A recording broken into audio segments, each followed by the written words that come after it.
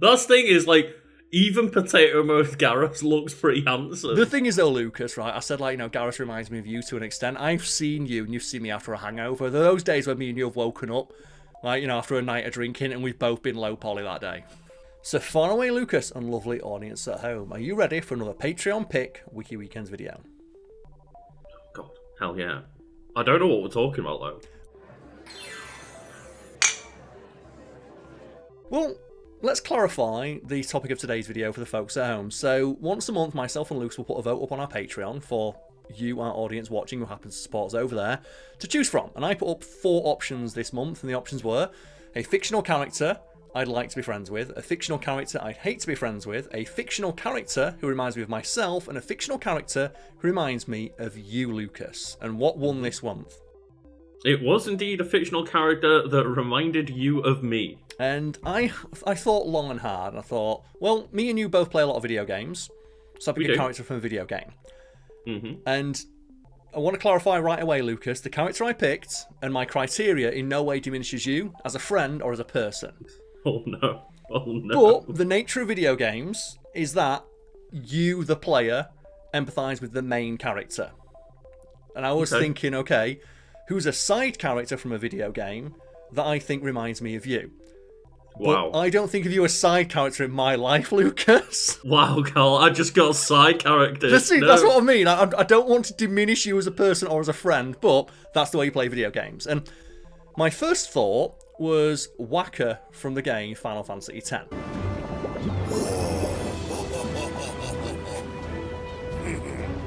You've not played that, have you? Or you've not played it much? I've watched you do a full playthrough of it. Okay, so I'm going to describe some aspects of Waka's characterization that remind me of you, and you, let me know if you agree or disagree. So, first of all, appearance-wise, Waka has a, immaculately coiffed shock of brightly coloured hair. It does, yeah. You wanna try that move one more time?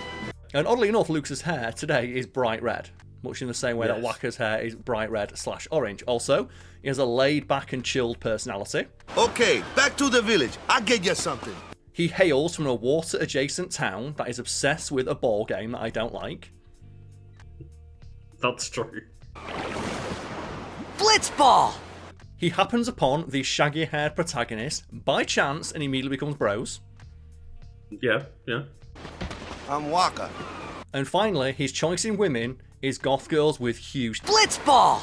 That is the one thing that was like, you know what? The one thing I like about this character pick is that he ends up having, like, shacking up with Lulu, right? Having a kid with Lulu. Excuses again? Yeah, but then I realised, Lucas, we talked about Final Fantasy earlier this month, and we talked about Tifa, and also, you're not too familiar with Final Fantasy X. So I thought to myself, who's another character from a video game who is more bro than Waka that we can both talk about, that also reminds me of you? And that character was Garrus from Mass Effect.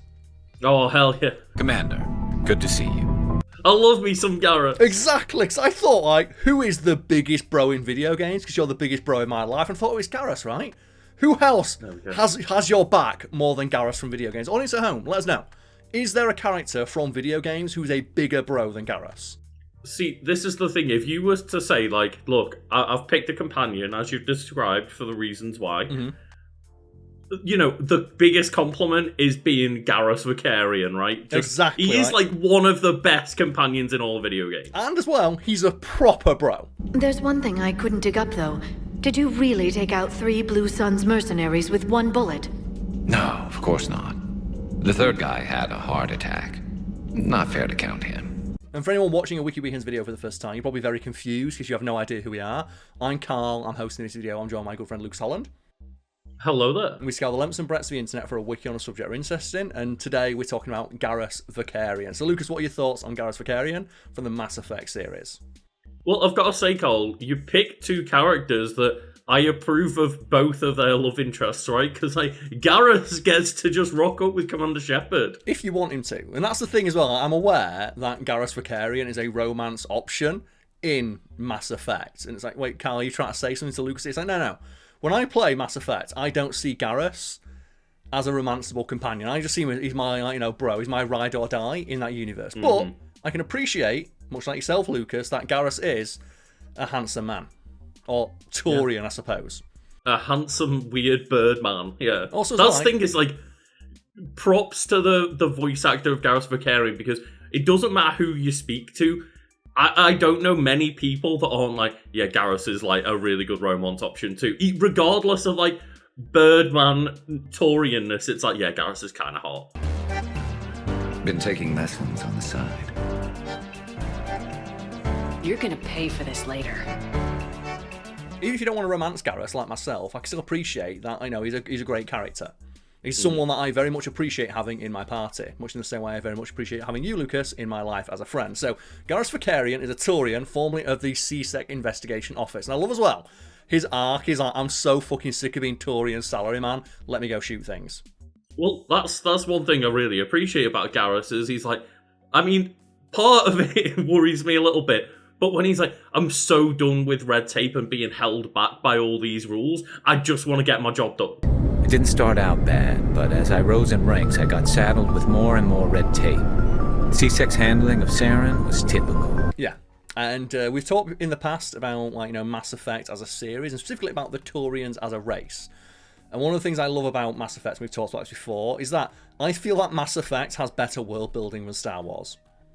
In the sense that the world building makes more sense. And it actually feels like a universe that people and aliens live in, rather than the backdrop to a story that concerns 6 people. Somehow Palpatine returned. It's one of those wild things of just your first little tour around the Citadel.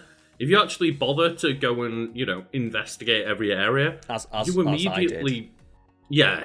As sensible people would, but some people just go straight to, like, the mission, right? But just walking around that Citadel, you interact with different races that all feel like they have their own logic and rules and civilization to them immediately. And, in some cases, feel truly alien. Because the problem with Star Wars is that almost every alien in Star Wars is just a person with green or blue shit stuck on their face, and they act like people that are orange, that are blue.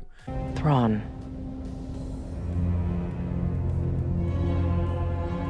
That's not possible. Thrawn died at the Battle of Lothal. His death was never confirmed. This one's face name is Delaninder, though many in this place simply refer to it as Delan. They don't seem to have a culture of their own that is discernible to an outside viewer, whereas in Mass Effect, all the aliens, even the ones that appear humanoid, have alien cultures. For example, the Taurians. The Taurians are a very militaristic people. And one of the things I like about the Taurians in regards to how they're portrayed is that, hey, in Taurian culture, they don't see, like, striving to better yourself as all that, like, great a characteristic to have. In fact, in Taurian society, they say, like, the greatest, like, accomplishment one can reach is to realise the extent of their abilities and never try and reach beyond that. Which is why Garrus himself is an outlier among his species, because he wants to improve himself. Taurians come from an autocratic society that values discipline and possesses a strong sense of personal and collective honor. Yeah, that's the thing. Like, the Taurians, essentially, your, like, role in life as a Taurian is to find your right role in life. It's not to be the most successful, it's to be the most efficient part, like, cog in a machine that you can be. Yes, or, like, conversely of the Solarians, who are a very short-lived species, like, they do the classic in sci-fi, like, galactic standard years. They live about 30 to 40, like, equivalent of human years. And as a result of their short lifespan, they have a very different and, in some ways, alien approach to numerous, like, aspects of culture and warfare. Like we talked about, I think one of the best titles you ever came up with is, like, Solarians, the Mass Effect race with no chill. Where, like, they say, every Solarian, like, war that ever happened was completely unprompted, and the Solarians just launched a nuclear strike second one. Solarians are known for their observational capability and non-linear thinking. This manifests as an aptitude for research and espionage.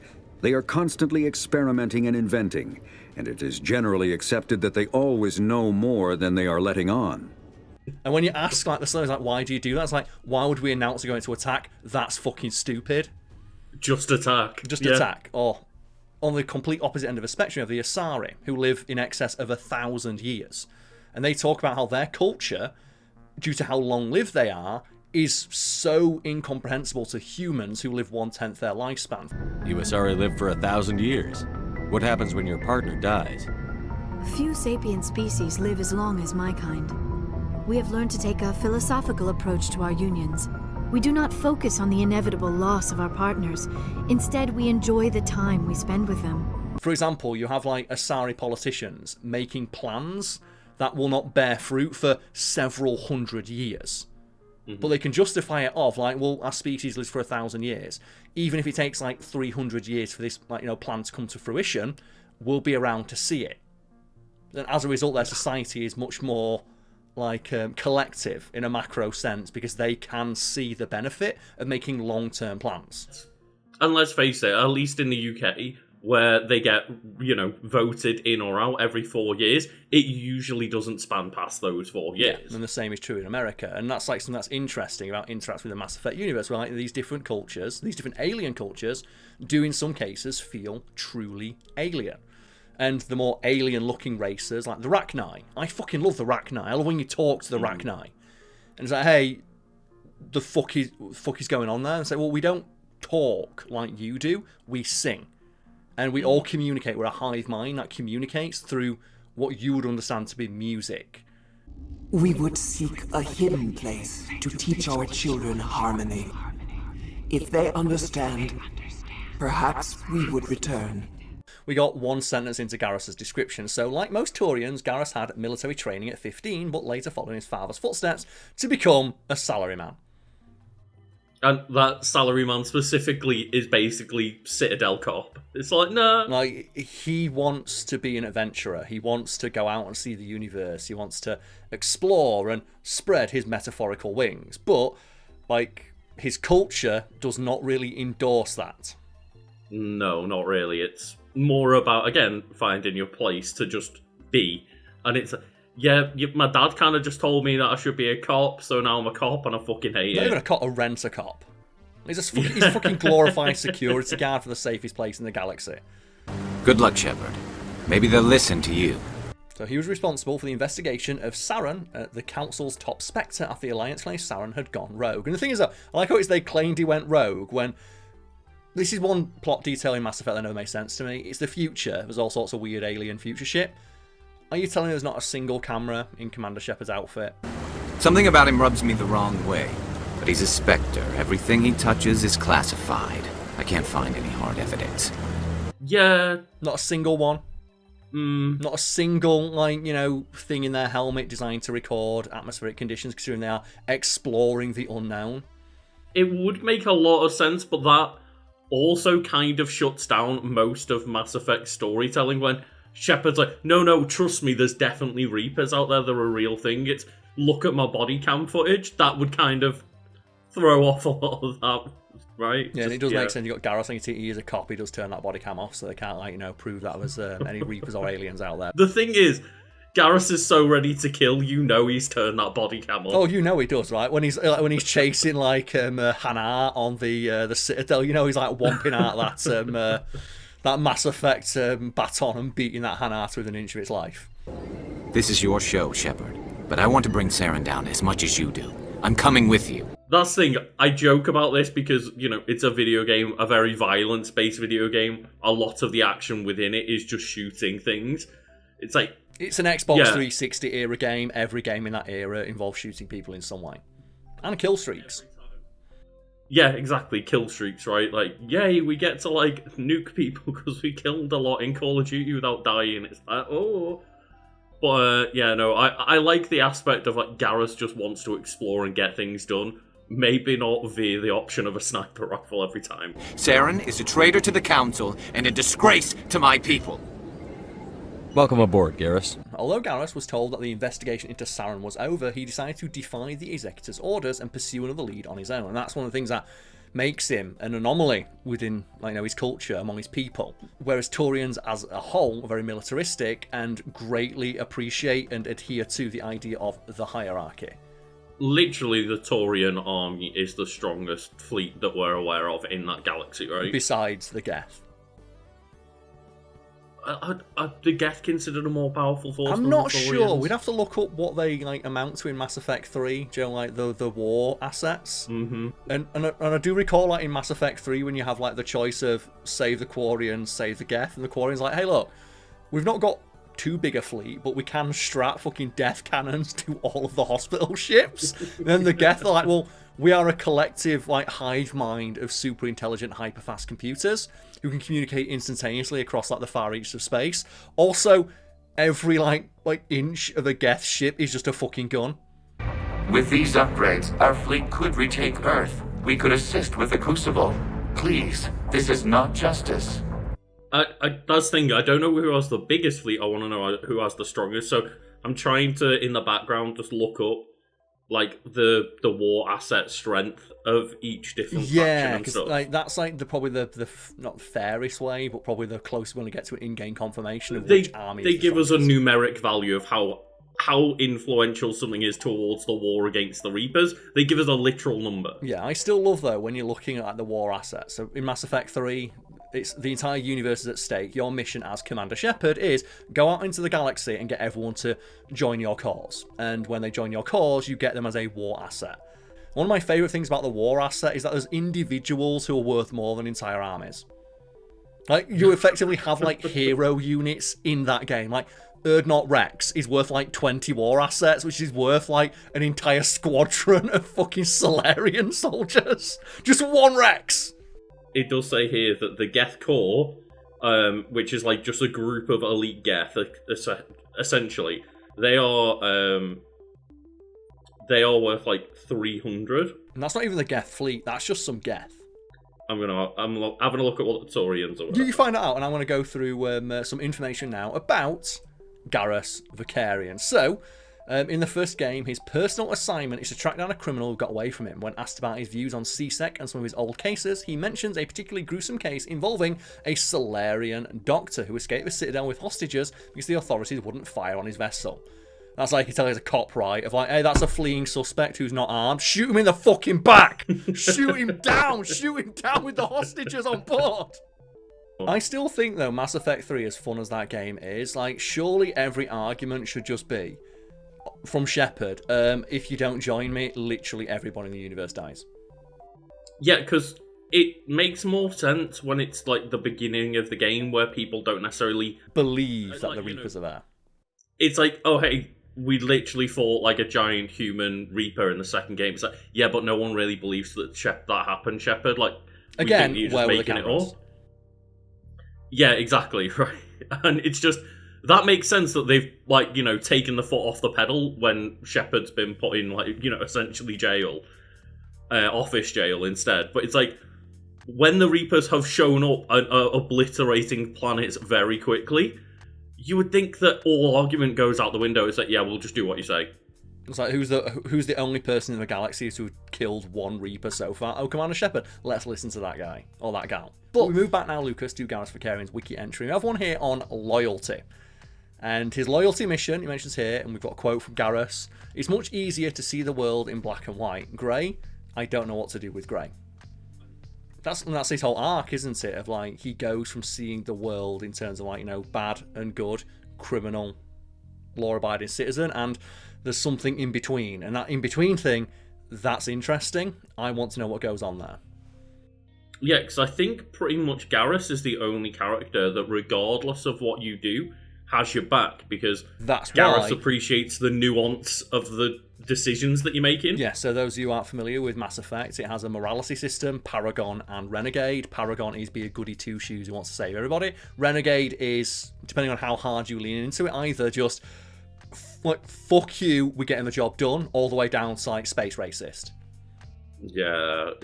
When we replayed through those games and went full Renegade and started just having to pull back a bit, because it's I don't want my Commander Shepard to just hate alien races. Yeah, I always assume the full Renegade path would be doing whatever is necessary for the greater good. And if you go full Renegade, it's nah man, fucking space racism.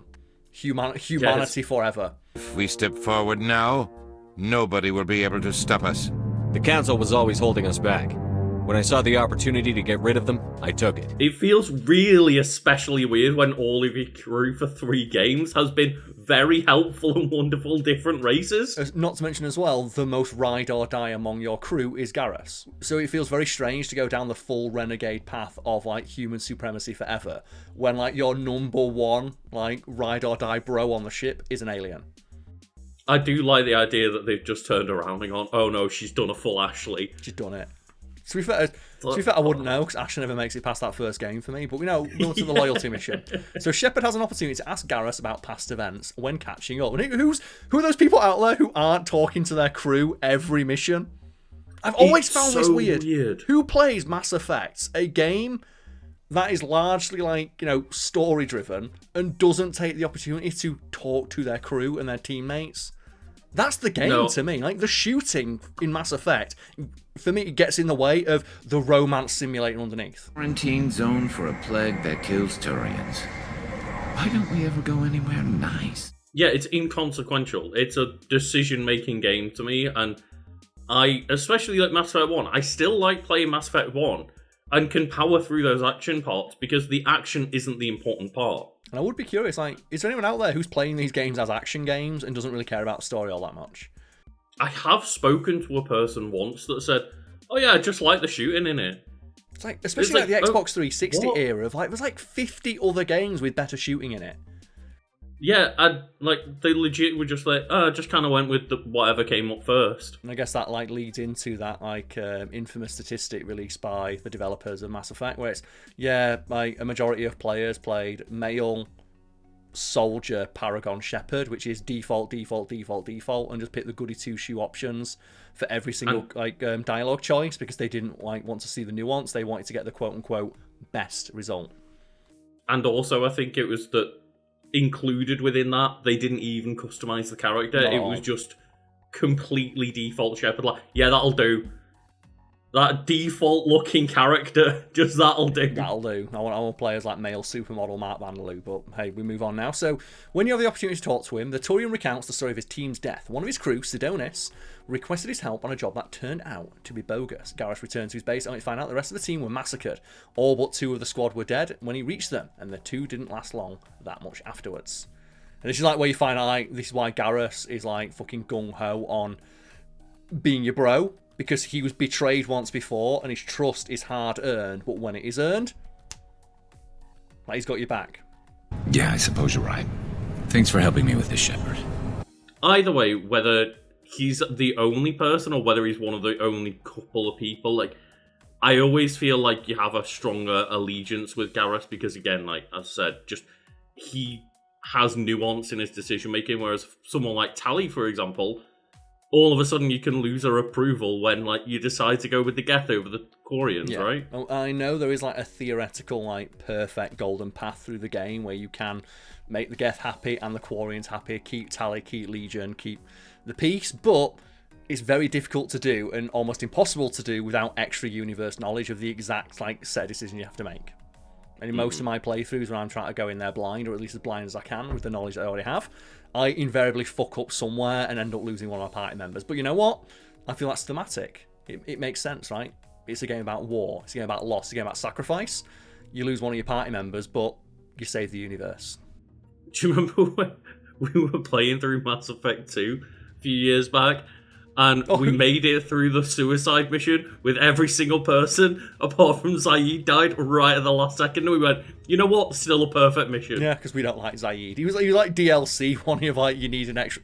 I feel like Zaid was only created so you had like a buffer in that end like suicide mission of you can sacrifice one party member you kind of don't like and still like leave all your bros.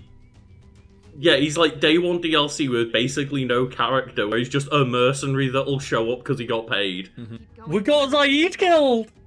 Wait, what? Oh no! Karl, chat, this is on you! It's like, yeah, you know what, you got paid and then you died. Your family will take that money, don't worry. There we go. Someone's got to hold the door. Well, this sounds like a job for Zaid. Oh no! No, wait, Zaid, do you reckon you can just do it while you're dying, Zaid? They just put a grenade in his hand. After he learned that Sidonis cleared out his accounts and booked transport off Omega just before the attack, he finds out that Sidonis was spotted on the Citadel.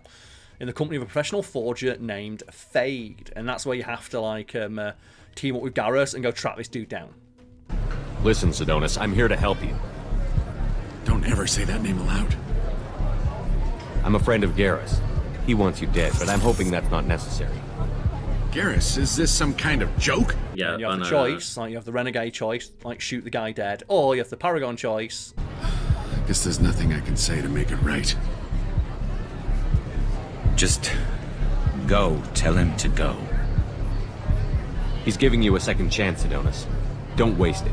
And Lucas, in your opinion, what is the correct choice to make there? And I don't mean correct in the sense of like good/bad as the game views it, Paragon Renegade. What do you think is the quote-unquote moral choice to make in that regard? Because I always just let Garrus shoot him. You know what you're doing? No, but I'm not turning back now. Yeah, I think the moral thing to do is to let Garrus arrest them. I think the correct thing to do in that moment, where you're trying to let Garrus know that, like, hey, we're cool, come and join me and you can do whatever you want, whatever you feel is right, I think you should let Garrus shoot him. Yeah, because, like, the dude was a betrayer, and he resulted in the deaths of all of Garrus' friends. Like, it feels like, you know, appropriate that he dies at the hand of Garrus, rather than, like, you know, rotting away in prison for, like, 30, 40 fucking years. I've always hated injustice. The thought that Sidonis could get away with this. Why should he go on living while 10 good men lie in unmarked graves? I'm sorry, Shepard. Words aren't going to solve this problem. And it's kind of a shame that you, as the player, basically have to make the choice for Garrus. Because I think to Baldur's Gate, specifically Baldur's Gate 3, and there's numerous points in that game where your party members will make decisions that are informed not by you, but by your actions up to that point. For example, you have, like, Astarion, where Astarion wants to become a vampire lord. He wants to become an ascended vampire because he's scared. And you only know that he's scared of, like, you know, being weak if you get to know him. Potentially romance him, potentially just become his friend. And when you get to the point where you get to make the choice, you can convince him one way or the other. You can convince him to become a vampire lord. You can convince him to throw away the chance to do so. You can also let him make his own choice. No, Astarion, stop this! Don't you dare! I can feel their power flowing into me! And I love the idea that you can take a step back and let the character make their own choice. And I wish Mass Effect had more moments like that, where, like with Garrus, where you can take a step back and Garrus can either shoot the guy or arrest him. And maybe the decision Garrus makes be slightly influenced by how many Paragon or Renegade decisions he's seen you make. Because that'd give, like, the suggestion that, like, hey, Garrus is a party member, he's making his own decisions, but those decisions informed by the ones that you make. You, Shepard. Yeah, I think part of that is just, you know, Baldur's Gate 3 is a much newer game. They had a lot more time in development and things like that, and went through early access. They had a lot more resources to be able to do that kind of thing. But, you know, it's one of those of, I would have loved to play a version of Mass Effect where, as you say, that there's like a few scripted moments where you can just take a step back and go, guess what? I want to learn about this character and what their, like, motivations are. Because I'm curious what decision Garrus would make and whether I'd agree with it or not. Because I think that can make for interesting gameplay, like in Baldur's Gate 3, where you can just have the chance, very occasionally, to just let a party member make their own choice. And sometimes they make a choice that you don't agree with, and you have to live with that. And for a role-playing game, that's interesting. It adds, like, a lot of flavour to that particular playthrough. I think there are moments in Mass Effect where, you know, you can tell that that's a game published by EA of, like, well, okay, BioWare, you've got 2 more years to knock out the sequel. Get moving. Come on. You, Shepard.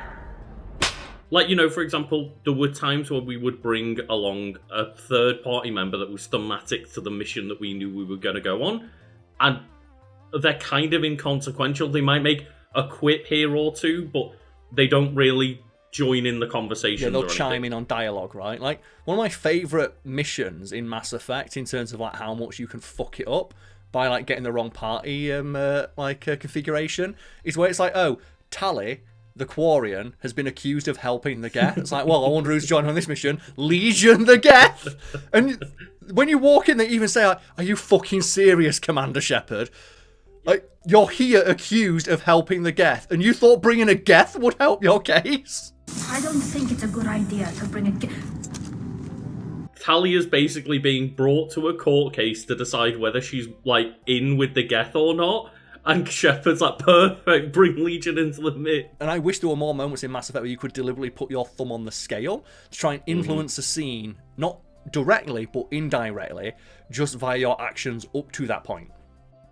Because, like, I love the thing of, have you been working with the Geth, Tali? No. What do you call that thing in the corner? Legions are, like, mugging the camera. I also love as well that it speaks to, like, Commander Shepard's reputation, that they let you get away with it just because you're Commander Shepard. Well, that's the thing, right? Yeah, it's a fun addition to the dialogue, but it doesn't make it insta-fail or anything. It would be kind of funny if you could entirely fail a mission by not thinking through your character picks, though. Or, if you brought Legion with you, you've got, like, dialogue choices you had to pass. Like, you had to convince them to let you on board, because you're bringing a Geth with you.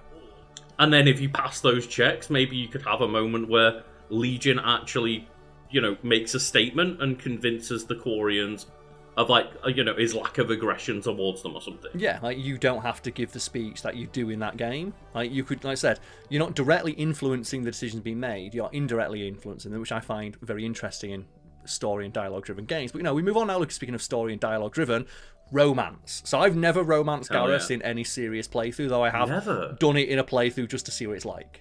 Is this that first date thing we talked about? Got it. Yes. Yeah. Oh, I come here often. Good place to blow off steam. Scenery's not bad either. Though the view in front of me is even better. Okay, yeah. So I have had a run of probably romancing every single character, like, you know, between my runs. So in my canon playthrough, Garrus, as mentioned, is my ride or die, is my bro. Much in the same way you are, Lucas. But I have done a playthrough where it's like, well, I've never seen this cutscene, this interaction. I've never seen how much it changes the interaction you have with Garrus if you romance him. So in your head, do you have canonical romances? I think my canonical Shepard doesn't have a romance option, because I play... I've played multiple ways through the game. I've done full Paragon, full Renegade, and mixed in between. But my canon Shepard is a little bit Renegade and doesn't have time for romance. I think, like, maybe they have, like, a dalliance with that, like, member of your crew has a crush on you. Right, yeah. But in my head, like, every member of, like, the main crew, the people who can join your missions, they're my bros. And I feel that, like, for Shepard being the no-nonsense motherfucker that they are, like, getting into a personal relationship with one of them would just be fucking stupid. That's supposed to melt a girl's heart? No, but this voice is. Yeah, I have a similar way of thinking. I do, like, my canon Shepard is, like, a femme Shep that's mostly Renegade, but a bit Paragon when, like, they don't want to go, like, the spacist route. I'm in agreement, and in my head, Commander Shepard is smart enough to know when they need carrots and when they need the stick. I've had enough of your snide insinuations. Yeah, and, like, for each individual game, I have a different romance pick where I go... Oh, you play Slut Shep. You are banging your way across the galaxy. In the first Mass Effect, my canon option to me is Liara, and then in Mass Effect 2 is Jack. And then in Mass Effect 3, I go down your route of, now the universe is literally getting torn apart, I don't have the time, we need to get the job done. But Commander Shepard still needs to get their dick wet. I love this. I've got a quote from Garrus, and this is him trying to flirt. So your hair looks good, and your waist is very supportive.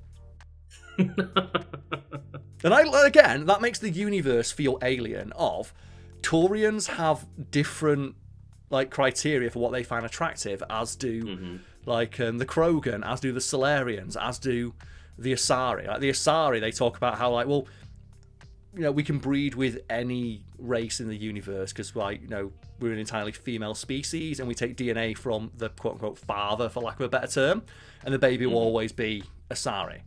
Like, they more, like, value, like, a mental connection, a spiritual one.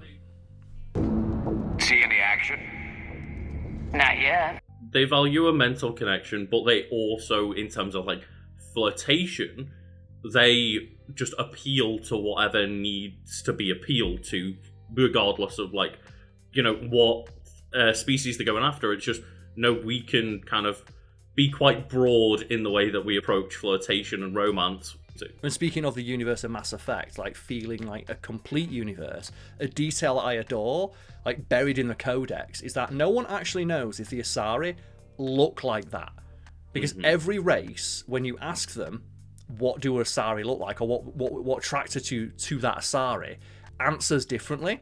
And it's not clear if it's just the different races find different aspects of the Asari's physiology attractive, or the Asari as incredibly powerful, natively biotic or psychic aliens. They can subtly influence what you see. For example, like when a human looks at an Asari, you see a bodacious, stacked lady with huge knockers. But when you ask, like, Taurians, this is in the Codex, like, Taurians notice, like, you know, the ridges on their head. You ask the Solarians, they notice, like, you know, the subtle variation in the coloration of their, like, you know, their freckles.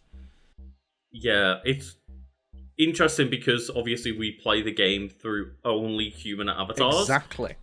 So are we just seeing what humans see in the Asari, and maybe a Taurian literally sees a different person? Or they just appreciate different aspects of their physiology, and the fact they never clarify that makes it interesting to me. Because they're alien, how would we ever fully understand how they function? Especially after, like, you know, what, 200 years they say humanity's been a member of the Council? That's nowhere near enough time. Like that, yeah. Like, that's not even, like, one Asari's lifetime. No, literally, that's like a quarter, a fifth. And I find that interesting. And like I said, like, when you, like, flirt with the various aliens, like, you can romance in Mass Effect, they all have different criteria for what they find attractive. And it sounds like you're carrying some tension. Maybe I could help you get rid of it. I didn't think you'd feel like sparring, Commander. And that's one interesting thing, is, like, when we say that the world building is better than something like Star Wars, it isn't always necessarily about having answers. Sometimes leaving things unanswered is just as interesting. That's a very good point there, because I think a weakness of Star Wars is that everything's explained, and as a result, there's no mystery. Somehow Palpatine returned. Yeah, like, when you watch those first trilogies and you've got so many questions about how does this work, how does that work, and then they made 19 TV shows explaining how every single individual thing works. They made a movie explaining how Han Solo got his name. Like, who gives a fuck? But, you know, in regards to Garrus' romance, he becomes a potential romance for a female shepherd only.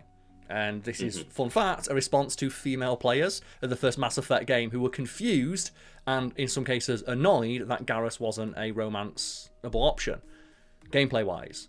And apparently the developers were completely blindsided by the fact that Garrus would be attractive to women. And they were genuinely confused why, until they asked, like, women to come in and say, well, why did you find Garrus attractive? Why did you want to romance him? Why were you disappointed that you couldn't romance him? It's like, well, it's because Garrus... And I think this is something we've talked about in the past because Mass Effect, it can be played as either male shepherd or female shepherd. All language in the game, save for a very, like, minute number of examples, is completely gender neutral. And as a result, all of the dialogue for female shepherd never sexualizes them. Congrats on the win, Commander Shepard. You too, Commander Shepard. Seriously? Sorry, Garrus. You have to admit, it's quite an honor. It's quite an award. Where are we going to put that bad boy? And that was wholly unintentional and was largely a result of the fact that, hey, we don't want to write all the dialogue twice, just write gender-neutral dialogue. But writing gender-neutral dialogue meant that they didn't write sexist dialogue. And for example, Garrus never openly flirts with female shepherd because that was never intended, because she could be playing as male shepherd. So as a result, he just treats whatever shepherd you're playing as with respect. And for some reason, women like that. Nobody would give me a mirror. How bad is it? Hell, Garrus, you were always ugly. Slap some face paint on there and no one will even notice. With an awesome voice, and that voice is portrayed by Brandon Keener. That's supposed to melt a girl's heart? No, but this voice is. I'm Garrus Vicarian, codename Archangel. All-round Turian bad boy and dispenser of justice in an unjust galaxy. And there's another game where Brendan Keener was a companion in recently, which was Avowed. And similarly, it's just, oh, well, that character, I don't know what their name is Avowed. But Brendan Keener's character is just apparently the best companion in that game. And it's like, I've got a really nice, awesome sounding companion that reminds me of Garrus. It's like, well, there's a reason it reminds you of Garrus. Come on. I couldn't have kept her out of the action if I wanted to. I knew you were a bad influence.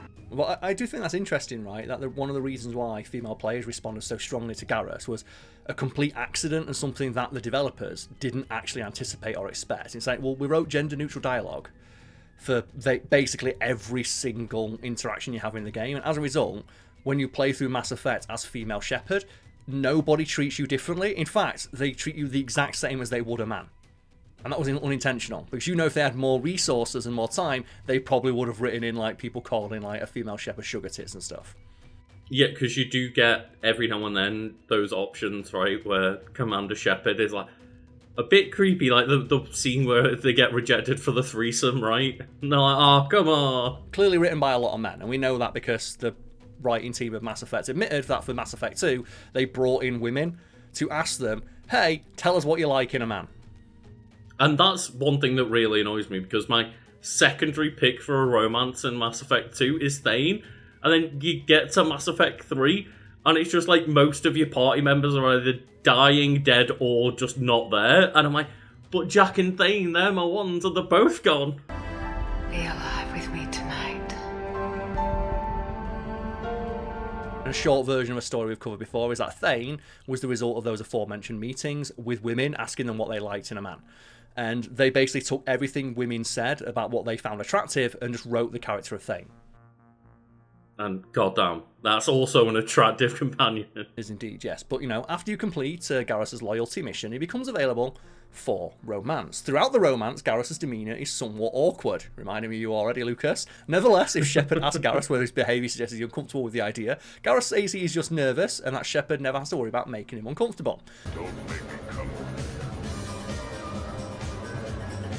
Shepard, is it just the alcohol, or do you have vids running in your head of us mostly naked, completely alone, and shamelessly rolling all over a couch? In these more vulnerable moments, he admits that he feels very alone in the galaxy, and considering Shepard the only friend he has left. And that's the thing as well. Who'd have thought that people would respond strongly to a man who's willing to admit to emotional vulnerability? Who'd have thought that women would find that attractive?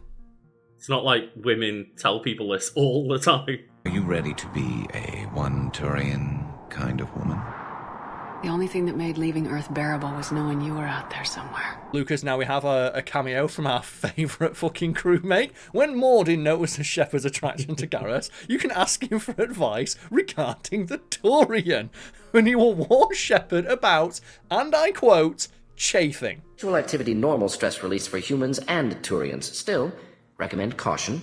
Warn of chafing. And this is what I mean in regards to world building of Star Wars would fucking never have the balls to have a moment where someone's like, hey, how do I fuck that alien? And in Mass Effect, you have a science crewmate who will explain to you the logistics and mechanics of fucking said alien. Yeah, the whole context is, if you pick any of the aliens in Mass Effect 2 to have a romance option with, you get a scene where you can talk to Mordin and be like, hey, how's this, like, physically going to work, and what do I need to know and worry about? Yeah, like, what's going on down there? Aware that you and Jack are sexually active, or planning to be, suggest caution. Emotionally unstable biotics dangerous during intercourse. I'm aware that Jack is dangerous, but I want to see where this goes. As I mentioned, a huge criticism I have of Star Wars is that every alien is just a person painted a different colour. In Mass Effect, they actually take into account the fact that, hey, well, okay, it's one thing to like Garrus, but he's a fucking alien. There's some weird shit going on down there, and it might not be compatible with the shit you've got going down on there. We need to figure that out. And it mentions that after warning you about chafing, he suggests that you return afterwards for a painkiller, because the Turian tissue has numerous acids in it that can cause an allergic reaction in humans. He later forwards an information packet regarding Turian physiology and positions that are comfortable for both species. So he even sends you, like, alien Kama Sutra. It's so good. And it's like, this sounds weird, but at the same time, someone thought about it more than not at all, and it makes the universe feel richer. Like, this is completely optional content you don't have to interact with. Yeah, how many times have we seen different sci-fi stuff where it's like, well, how are you going to romance that alien? How does that work? And it's like, I know that every single crew member, just for the sake of, like, you know, motion capture and, like, animation and stuff, they're all humanoid characters on your party. The aliens are the ones that are, like, around on the Citadel and stuff like that. But I'm still magic I get, like, a Hanar crewmate or a Ragnar crewmate. Not even to romance, just to have on your team. Oh, God, the Hanar. The Hanar are so fucking cool. And, like, you know, in regards to, like, romances, like, I like the one with Tali, where her species is like basically locked inside like pressurized suits, and you don't even know what Tali looks like. And in regards to like romance and alien cultures feeling alien, they talk about how, like, well, physical relations between our species do not happen. If I'm going to be with you, I want it to be real. I need to feel your skin on mine. I've never shown my face to anyone, but I'm ready to show you, if I can do it without dying. They say that the closest thing that, you know, a Quarian can do with another Quarian is to share the biomes of their suits, like to connect their suits and share the same ecosystem, because it shows absolute and complete trust in the individual. And if you want to romance them as Shepard, you have to go to like Mordin. It's like, hey, can you develop some absolute fucking mega antibiotics so I can stick my dick in it? And I think even when you talk to Tali afterwards, she's got a cold. So you know, I'm running a fever, I've got a nasty cough, and my sinuses are filled with something I can't even describe. And it was totally worth it. But do you remember that, like, there is one thing that shows what Tali looks like? I think, yeah, in Mass Effect 3, based on who your like romance partner was in the previous game, they put like a little Easter egg in the form of a picture on Shepard's like bedside table. So what happened is, in Mass Effect 3, there's just a like blued up stock photo that's meant to be Tali in a picture, and then in the Legendary Edition they went in and fixed it and just put an image of Tali in the outfit.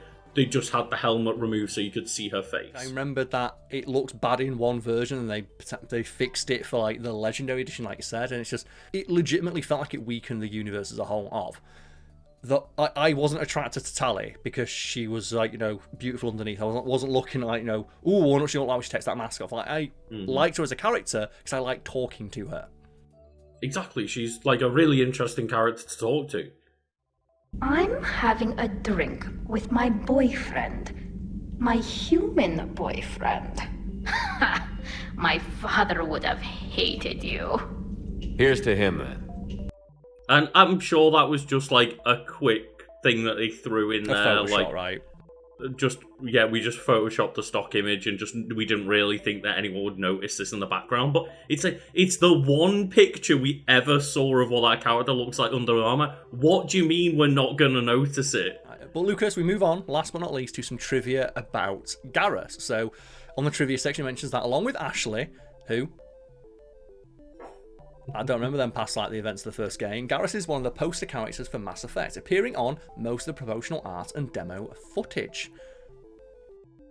Yeah, and I did double check, it is just Garrus and Tali that are party members in all three, because, yeah, the secret behind a game where your characters can die is that it then makes it really awkward to put them in the next game as a party member, because we might have put in all that effort for a character that's just dead. So all they're going to get in the next game is a cameo. And as mentioned, like, you know, it's a weakness and a strength of the game. It's one of the strongest aspects of Mass Effect 2 and what makes it such a fantastic game, but it means that Mass Effect 3's got to be stripped back for it. Yeah, because like potentially at the end of Mass Effect 2 you could lose literally every single one of your party members, which, you know, makes for an interesting game with high stakes. But in the sequel it means that, well, they're not going to write multiple lines of dialogue for a character who might not fucking exist. They get a cameo at best.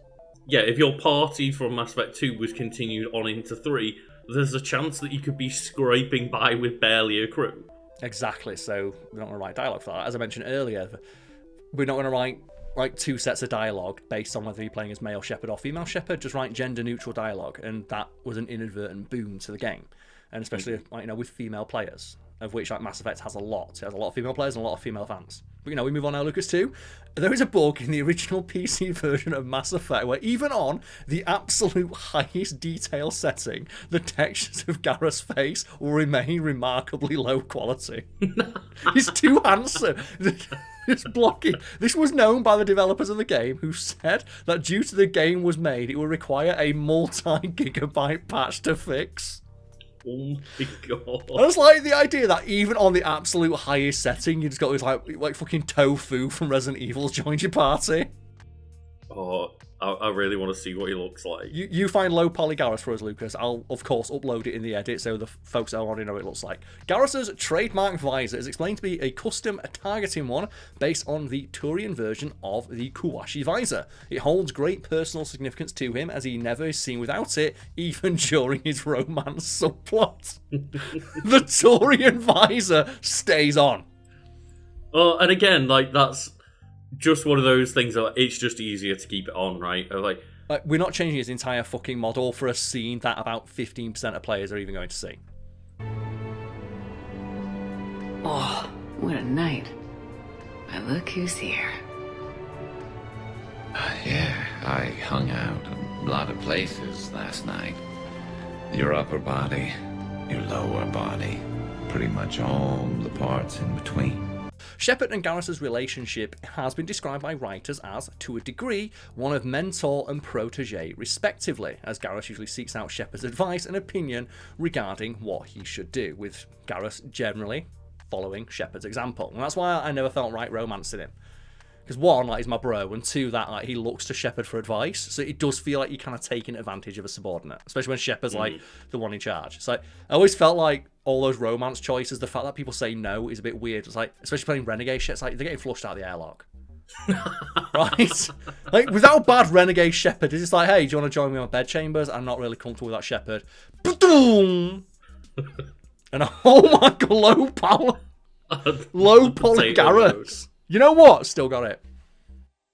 That's the thing is, like, even potato mode Garrus looks pretty handsome. The thing is, though, Lucas, right? I said, like, you know, Garrus reminds me of you to an extent. I've seen you, and you've seen me after a hangover. There are those days when me and you have woken up, like, you know, after a night of drinking, and we've both been low poly that day. Yeah, like I've seen low res just Karl. You wake up low poly. When, like, you know, you're just not rendered right. Yeah, we've all had those days. The Quickster with the uncanny ability to Shout out our supporters on Patreon. Shout out all of the supporters we have over on our Patreon. You want to see me do it again? You want to see me do it again? I can't believe it's March already, mate. Don't. Oh, it's like... It's not been great so far, has it? It has not been a good 2026, to say the least. But that only makes us appreciate our big PP supporters over on Patreon all the more. It does indeed, yeah. Like, 26 has not been off to a great start, so it's really nice to know that we've got people out there supporting us as much as we do. Yes, it is humbling and scary. It's scary to have that much influence. And who's the first person we need to shout out? Because you've mixed things up today, and you think, no, that alphabetical order stuff, that's old hat. I've mixed up the order now. I reversed it, Karl. You have reverse alphabetical order. What a madman. So who's the first one we need to shout out? Well, we need to, of course, shout out the army that is Ghost, Ghost, Ghost, Ghost, Ghost, Little Ghost, Ghost, Ghost, Ghost, Ghost, Ghost, and they are all little ghost emojis, as I say, the little army of ghost emojis. The thing is, though, I can't tell, because Little Ghost has been a long-time supporter now. Are there more ghosts, or am I just used to the amount of ghosts? I'll never know. I can never remember whether there's, like, just an extra ghost been added or not. Like, are we going to get to the point where just, like, our shout-outs at the end of our videos are going to be just the entirety of 13 ghosts? I can just upload Matthew Lillard, just absolutely... To be like fair, going ham in 13 ghosts. Because how many ghosts have we got? That's 10 we're ghosts. not far off, because we've got Little Ghost the name and 10 ghosts, so we're at 11 ghosts right That's there. 11 ghosts. We're so That's close a lot to of 13 ghosts. That's ghosts. an entire football team. It is. I can't We should be the easiest football team ever to beat, right? Imagine the goalkeeper of a ghost football team. Fucking nailed it, 82-0. I can't wait for Karl to have to find a clip of football to put in now. What did I just say? Did I just say there's a petting zoo downstairs? No! There are ghosts downstairs, Arthur. Right? Moving swiftly on, the next person to shout out is another long-time supporter, and they are continuing on with their trend of making myself and Lucas feel exceptionally white, because their name is written in another language, and it's a language neither myself nor Lucas speak, and their name is simply Tinakui Horchata, Niklat Wan Nietzsche Pansil Wan Neo Paktok Mosla Niknetel Etel. And that was pronounced, and I checked, I reached out to someone who speaks this language, and they said it's pronounced bad. Poorly. And it's funny, because you can tell the embarrassment that I felt a few months ago, given the shout to Tinakui or Chatter of just, it's been Karl ever since. The shame cam, it got me too much. Like, Lucas was so embarrassed about how badly he butchered that pronunciation. He has specifically arranged it every month that name always appears when I've got to shout it out. Don't know what you mean. These skies, but in the sunshine in northwest Wales at RAF Mona, just up the road from Llanfair Pwllgwyn, Gellgorgera Cwndrobwll, Llantysilio Gogogoch, the temperature got to 21 Celsius, that's 70 in Fahrenheit. The next person we have to shout out is, yet again, another long-time support, which I think, it's much appreciated, because I think all of these names are at this point, but yeah. These are among the longest relationships I've ever had of it. True. We need to shout out, Split Screen needs to stop spending money on Gunplers when thou hasn't even opened the last 5. And all I can think when I hear the word Gunpler is my ex who referred to Bionicle as Gunpler for white people, and I was called fucking deal. It put me on my ass for like 5 minutes. It's such a good one. Can you find the power? Bionicle. Each set sold separately. And I can't specifically sympathise with the Gunpla situation, but I can sympathise with the fact that, like, oh yeah, like, I've bought many video games in the past, and just, like, that backlog just builds up, and you feel so guilty. It just, like, Death Stranding 2's just looking at me as I'm playing, like, Resident Evil 9. It's like, we only got halfway there, Lucas. I'm like, yeah, but Resident Evil. For me, it's the manga. I bought like a shit ton of like this really bad manga that I mentioned in a video a while back. And it's like, I'm not enjoying reading this, but it cost me like £6 a book. I'm not wasting that £6. Mm-hmm. Well, speaking of got to get through it, like, everyone's favourite. I was going to mention who sing it, but I forgot. Is that? I don't know. It's a song. Because the next person to shout out is, once again, a long-time supporter, Rosalindith Memphis. And I'm going to continue on with my trend of just putting in the most god-awful Nightcore remix of Walking in Memphis. And I will continue to do so until Rosalindith Memphis reaches out personally like, I fucking hate that song. Stop it. You stop it right now. But the fact they've kept the same name and the same level of support means that we must be doing something right.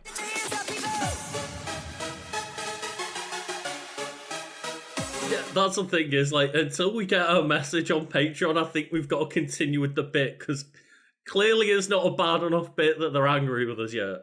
It's like either they find it very funny or they just don't care. Mm-hmm.